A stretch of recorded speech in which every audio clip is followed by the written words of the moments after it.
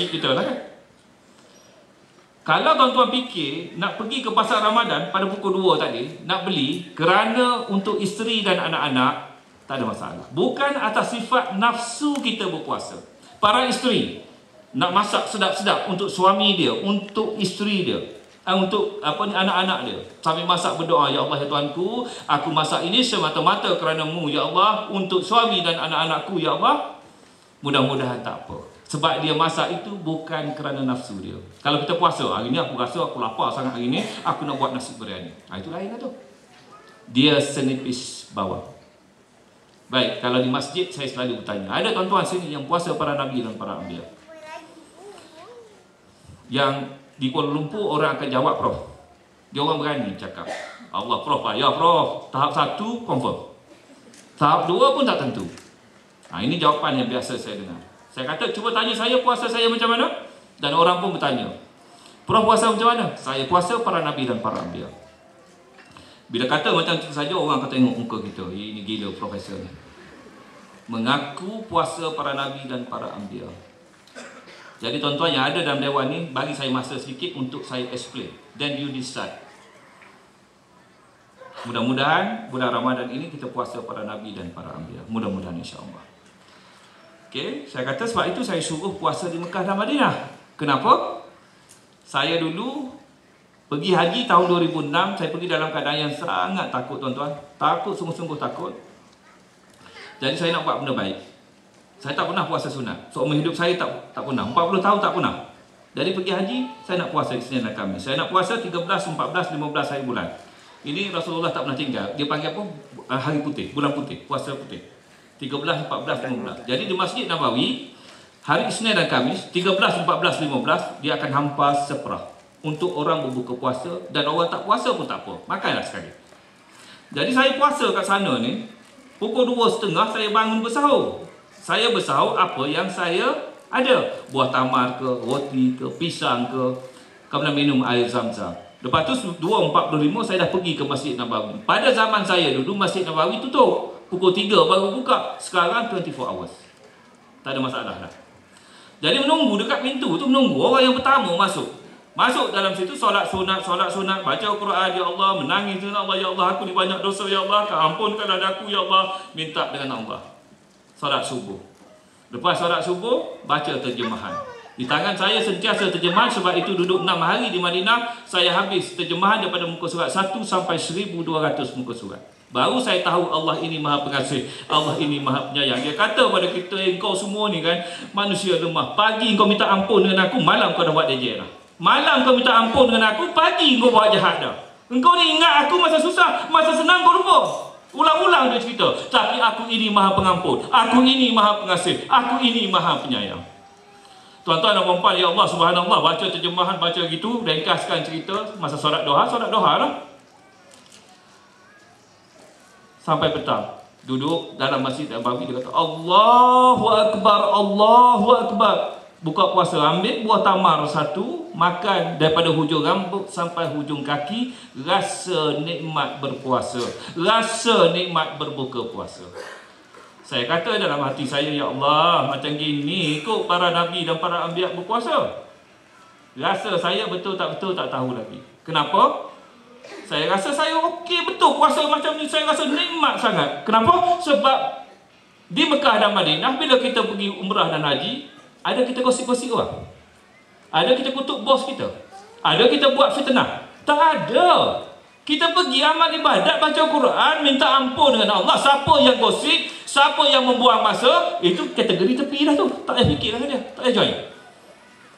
Kita minta ampun dengan Allah, ya Allah subhanallah. Sebab itu tuan-tuan dan puan-puan, adakah ini kerana berkat Madinah? Adakah ini kerana berkat Mekah? Tidak, itu amalan. Berpuasa, amalan ini boleh dilakukan di Malaysia. Jadi, sejak saya balik tahun 2007, Februari, saya dah rasa nikmat berpuasa para nabi dan para anbiya. Sejak itu bila balik saya ke Malaysia, saya tidak pernah lagi berbuka puasa di rumah kalau saya tahu saya tidak boleh solat berjemaah di masjid. Ya, sekarang ini bukan soal berpuasa lagi. Ini soal berjemaah di masjid yang Rasulullah tak pernah tinggal seumur hidup dia, kecuali ada beberapa detik sahaja masa nak wafat. masa perang. Dia berjemaah tetapi tidak di masjid. Di masjid Kampung Jawa di karya saya di Sukamak, hari-hari biasa 5 saf Maghrib. Masuk bulan Ramadan setengah saf. Mana pergi 4 saf setengah, berbuka puasa bersama isteri dan anak-anak sehingga tidak sempat solat berjemaah di masjid. Saya tak kata mereka tak solat, mereka solat di rumah. Saya tak kata mereka tidak berjemaah, mereka tidak berjemaah di masjid. Rasulullah sallallahu alaihi wasallam bersabda, dia kata kalau boleh dia nak suruh orang lain jadi imam, dia nak pergi, nak cari siapa yang tak pergi ke masjid, dia nak bakar rumah tersebut. Bayangkanlah Rasulullah datang bakar rumah kita pada bulan Ramadan.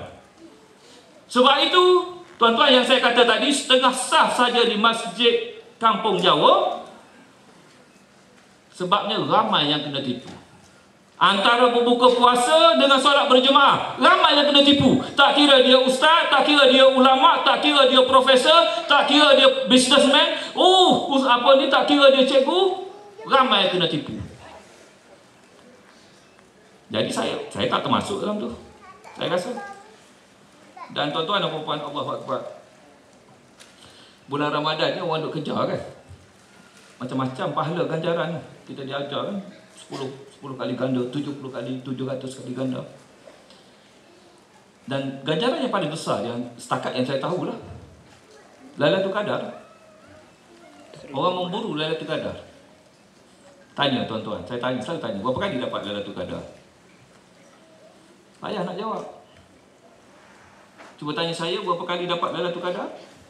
Saya boleh jawab tiap-tiap tahun selepas saya balik haji. Tetapi mengikut aturannya. Macam tadi jugalah, bila sebut macam dia tu, muka tu tengok semacam gila tu. Tetapi tuan-tuan, bagi saya masa 5 minit saja lagi untuk saya explain supaya tahun ini kita dapat Lailatul Qadar, insya-Allah. Dapat Lailatul Qadar mengikut aturannya. Aturannya macam mana? Saya letak api kat sini, letak tangan dalam api, api membakar. Tangan kita terbakar. Tak kira datuk ke, tak kira datin ke, tak kira cikgu ke, tak kira profesor ke, tak kira raja ke, tak kira Perdana Menteri ke, letak tangan dalam api, api membakar. Tetapi api yang menggunung tinggi, dicampakkan Nabi Allah Ibrahim ke dalam api, dia tidak terbakar. Kenapa? Allah Maha Berkuasa. Aturan apinya membakar, tetapi disebabkan Allah Maha Berkuasa, dia boleh kata sejuklah api. Api yang menggunung tinggi tidak terbakar. Ini aturannya. Kena faham dulu yang itu. Jadi tuan-tuan dan puan-puan, Lailatul Qadar, malam Lailatul Qadar, bila bermula malam dalam Islam? Daripada waktu maghrib sampai waktu fajar. Kalau dah antara berbuka puasa dengan solat berjemaah, kau pilih berbuka puasa, minta maaf lah, tidak termasuk dalam golongan terpilih mengikut aturannya. Orang Kampung Jawa yang saya tahu 4 saf setengah itu tidak akan dapat Lailatul Qadar mengikut aturannya. Tetapi kalau Allah kata aku nak bagi pada dia, bagilah. Tetapi dalam Quran selalu sebut mengikut aturannya, mengikut aturannya, mengikut aturannya. Saya okey. Saya termasuk dalam 6 orang. Yang saya kata setengah saf, bukannya setengah saf pun. Satu saf ada 60 orang, patut 30 lah. Yang ada 6 orang saja. Siapa tu? Imam, Bilal, pengurusi masjid. Saya ada 2 orang. Orang kampung yang zuhud. Dia tak pernah miss solat berjemaah. Baliklah sekejap nak makan. Rumah saya dekat. Lepas tu Isyak datang balik. Lepas Isyak solat tarawih. Lepas solat tarawih pukul 11 habis. Lepas pukul 11 apa yang saya buat? Saya suka membaca, saya baca Quran ke, baca buku. Saya suka menulis, saya menulis. Pukul 10 lah. Pukul 11 saya tidur. Kenapa saya tidur pukul 11? Sebab 2.30 nak bangun. Kenapa nak bangun 2.30? Yang tadi yang saya baca hadis tadi, tak nak kau bangun pada 1/3 hujung malam yang tersisa. Nak berdoa kepada aku nak makbulkan doa. Yang nak meminta, aku nak bagi. Yang nak bertaubat, aku nak ampunkan. Allah janji macam kita, minta lah ya Allah. Ya Allah, aku nak Lailatul Qadar. Ya Allah, kau bagi pada aku. Takkan dia tak bagi? Dah dia janji lagu tu. Tapi tuan-tuan, saya tak pernah minta Lailatul Qadar dengan Allah SWT. Yang saya bangun tengah malam, yang saya minta dengan Allah, ya Allah ya Tuanku, aku bangun, aku melakukan amal ibadat ini, kau terimalah amal ibadat ini. Aku ni banyak dosa ya Allah, dosa-dosa besar, dosa-dosa kecil, dosa-dosa yang aku ketahui, aku tak ketahui, dosa-dosa penglihatan, dosa-dosa pendengaran, dosa-dosa tutur kata, dosa-dosa lintasan hati ya Allah. Jika aku pernah berlaku syirik ya Allah, kau ampunkanlah aku ya Allah. Aku tidak pernah berniat begitu ya Allah. Jika ia berlakukan aku ni bodoh ya Allah, aku ni fakir ya Allah, aku ni hina ya Allah, aku tak ada ilmu ya Allah. Saya menangis, merayu dan merintih pada Allah kerana saya tahu dosa-dosa saya banyak. Banyak dosa-dosa kita. Masa muda dulu, mana pergi solat ke masjid, mana kita solat. Berapa banyak Allahu Akbar. Umum 50 tahun. Masa yang tinggal sangat singkat.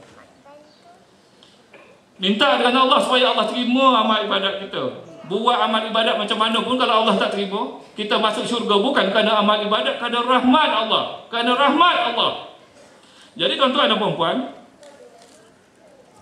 bermunajat, baca Quran sebelum waktu subuh, pergilah ke masjid. Lepas solat subuh berjemaah, habis satu malam dalam Islam. Cuba buat tiap-tiap hari macam itu setahun. Kalau orang tanya kita dapat tak Lailatul Qadar, insya-Allah dapat, tapi kepulaulah pada Allah, saya tak tahu. Tetapi saya rasa mengikut aturannya patut dapat. Jangan tunggu 10 malam terakhir. Jangan tunggu malam ganjil. Jangan tunggu malam 27 yang hari lain tak buat. Siapa ajar macam itu? Jadi tuan-tuan dan puan-puan, perkara ini yang sebenarnya kalau dilihat dengan pandangan sisi sangat mudah dalam Islam. Tak ada masalah. Saya minta maaf tuan-tuan dan puan-puan, panjang pula. Saya jangka 40 minit saja. Tetapi tuan-tuan bila melihat kepada tuan-tuan dan semangat saya ni memang macam itulah. Duduk di Masjid Nabawi itu hari-hari, lepas asar sampai maghrib, balik lagi lepas isyak sampai pukul 11 malam. Kerana sedih tuan-tuan, orang Malaysia pergi haji, pergi umrah, lebih 50% tidur di hotel. Tidur di hotel. Dia tak nampak pun. Sebab saya tanya, rata-rata yang saya tanya, sebut dengan saya 5 perkara yang balik nanti nak buat. Balik haji, balik umrah. Sebut dengan saya. 1, 2, 3, 4, 5. Tak ada orang boleh bagi tahu. Kenapa? Dia tak fikir sebab apa haji yang mabrur ini bukannya semasa di Mekah dan Madinah. Haji mabrur ini sehingga kita mati, sebab haji mabrur ini tidak ada balasan kecuali syurga. Takkanlah kita 5 tahun nak mati, kita tidak menunjukkan ciri-ciri syurga. Kalau solat subuh yang pertama pun dah fail lah. Jet lag. Kan? Jadi ini yang kita nak cuba, nak Allahu Akbar, nak bagi tahu yang sebenarnya. Contoh, kalau kita nak pergi ni, doa minta betul-betul dengan Allah. Ya Allah Tuhanku, aku ni nak pergi haji, nak pergi umrah ni. Ya Allah, aku nak solat 5 waktu di masjid. Ya Allah, tolong bantu aku. Ya Allah, aku ni manusia lemah. Di Masjid Nabawi ada seorang profesor universiti, Prof, cakap dengan saya. Kata Prof, betul lah Prof cakap macam ni. Saya confirm balik Malaysia saya tak boleh buat. Pasal apa? Jadual saya memang daripada dulu lagi, pukul 12 sampai pukul 2 saya kena mengajar kat situ. Saya tengok dia klik. Siapa kata kat dia, Prof, betul ni Prof nak solat 5 waktu di masjid? Betul man, saya nak buat. Cuba sebut dengan saya satu perkara yang Allah tak boleh buat. Sebut dengan saya sekarang. Dia klik tengok saya. Tak payah fikirlah, jawab teruslah. Soalan macam itu tak payah fikir. Tak ada. Allah boleh buat semua. Takkan Allah tak boleh ubah timetable? Allah boleh buat langit dan bumi. Allah boleh buat sungai. Allah boleh buat macam-macam. Allah cipta kita. Takkan timetable tak boleh? Inilah yang kita buat dia, yang kita percaya dan yakin pada Allah. Kalau betul nak macam itu, bangun tengah malam minta dengan Allah. Ya Allah, ya Tuhanku, aku nak salat 5 waktu di masjid, ya Allah. Tapi aku ni lemah, ya Allah. Aku ni buntu, ya Allah. Aku tak tahu nak buat. Menangis dan merayu dan merintih pada Allah. InsyaAllah sekejap saja Allah boleh ubah hati orang yang buat timetable tersebut. Tapi jangan buruk sangka dengan Allah. Hari ni minta, besok nak. Hari ni minta, seminggu lagi minta, seminggu minta, hari-hari seminggu. Ya Allah, saya dah penat dah berdoa, tak dapat lagi. Itu bab lain tu, bab doa ni. Ada dia punya cara-cara dia. Allahu Akbar. Tuan-tuan, puan-puan, terima kasih banyak-banyak kerana menyokong, datang ke sini. Allahu Akbar. Saya tengok, saya menangis dalam ni daripada tadi lagi melihat kehadiran tuan-tuan dan puan-puan. Mudah-mudahan saya bukan apa, saya nak ada sedikit saja yang menjadikan ilmu yang bermanfaat. Itulah pendapatan saya. Bila saya mati besok, saya tak tinggal apa-apa. Yang saya ada amal jariah, ilmu yang bermanfaat dan anak yang soleh dan solehah. Jadi ada yang peluk-peluk saya tadi, Prof, saya dah puasa Nabi Daud, Prof. Ada dah. Okey dah tu, dalam ramai-ramai ni dah ada yang puasa Nabi Daud. Dah 4 bulan saya memperjuangkan puasa Nabi Daud ni dalam blog. Allahu Akbar. Subhanallah. Ada yang ambil, yang buat itu dah cukup dah. Pada ibu saya, mak saya, terima kasih kerana datang. Kepada saudara-saudara saya, ingat kalau kita kasih pada mak dengan ayah kita, jadilah anak yang soleh. Ayah mati, ayah meninggal, kita menangis. Tapi kita tak tutup aurat. Sayang apa macam itu? Yang dia tinggal anak yang soleh je. Ramai ni ayah dan mak dah meninggal dah ni, kan? Tapi kita kata kita sayang ayah kita, menangis-nangis masa kematian dia dulu. Tapi kita masih lagi rasuah, kita masih lagi curi tulang, kita masih lagi, ya Allah, banyak benda yang kita buat tidak menggambarkan kita ni soleh dan soleha. Yang ayah kita tinggal itu je dah. Kalau nak bantu dia, itulah dia. Tutup aurat betul-betul kalau wanita tu. Tanda aurat tertutup, kalau kita kata, jom berhenti semua kita pergi solat. Tak payah nak cari telekung dah. Allahu Akbar, solat. Itu tanda dia. Bukan saya nak suruh pakai jubah, tidak. Kita suruh pakai pakaian yang boleh semayang. Itu saja. Kalau selagi kita kena pergi ke kereta ambil telekung kerana tidak sempurna pakaian kita, kau ingat Allah ni ada masa kita solat je ke? Allah ni ada di Mekah ke, di Madinah saja ke? Allahu Akbar, subhanallah. Tuan-tuan, Masya Allah. A'udzubillahi minasyaitonirrajim. Bismillahirrahmanirrahim. Alhamdulillahirabbil alamin. Allahumma shalli ala Muhammad wa ala alihi Muhammad. Allah wahdahu la syarika lah, Muhammadu abduhu wa rasuluh, tawajjaha syusyita fa innaka mansur. Ya Allah, ya Tuhan kami mohon keampunan daripada-Mu, ya Allah. Kami mohon kerahmatan-Mu, ya Allah. Kami mohon taufik dan hidayah-Mu, ya Allah. Ya Allah, ya Tuhan kami, keampunilah dosa-dosa kami, dosa-dosa kedua orang ibu bapa kami, dosa-dosa sanak saudara kami, dosa-dosa kaum keluarga kami, dosa-dosa guru-guru kami, dosa-dosa anak-anak murid kami, dosa-dosa kaum muslimin dan muslimat, ya Allah. Ya Allah, ya Tuhan kami, Kau permudahkanlah kehidupan kami di dunia dan akhirat, ya Allah. Jadikanlah kami manusia yang sentiasa bersyukur kepadamu. Jadikanlah kami manusia yang sentiasa mencintai-Mu, ya Allah. Ya Allah, ya Tuhan kami, jadikanlah apa yang kami lakukan ini sebagai suatu amal ibadat yang diterima-Mu. Ya Allah, ya Tuhan kami, sesungguhnya banyak dosa-dosa yang telah kami lakukan, sama ada kami sedar ataupun tidak sedar. Dosa-dosa besar, dosa-dosa kecil, dosa-dosa yang kami ketahui dan tidak ketahui, dosa-dosa penglihatan kami, dosa-dosa tutur kata kami, dosa-dosa pendengaran kami, dosa-dosa lintasan hati kami. Ya Allah, ya Tuhan kami, jika kami pernah berlaku syirik kepadamu, ya Allah, pernah menduakanmu, ya Allah, keampunkanlah kami, ya Allah. Sesungguhnya kami tidak pernah berniat begitu, ya Allah. Jika ia berlaku kerana kami adalah manusia yang jahil, manusia yang tidak berilmu, manusia yang fakir, ya Allah.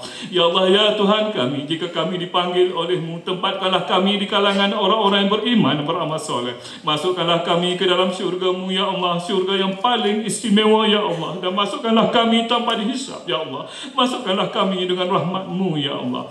Kami memohon kepada-Mu kerana Engkau-lah yang telah menciptakan kami. Engkau-lah yang maha berkuasa, Engkau-lah yang maha pengasih, dan Engkau-lah yang maha penyayang. Engkau-lah yang satu-satunya yang kami sembah, yang kami minta pertolongan, ya Allah. Subhanallah walhamdulillah wa la ilaha illallah Allahu akbar wa la hawla wa la quwwata illa billahil aliyyil azim. Amin amin rabbana. Astaghfirullahalazim.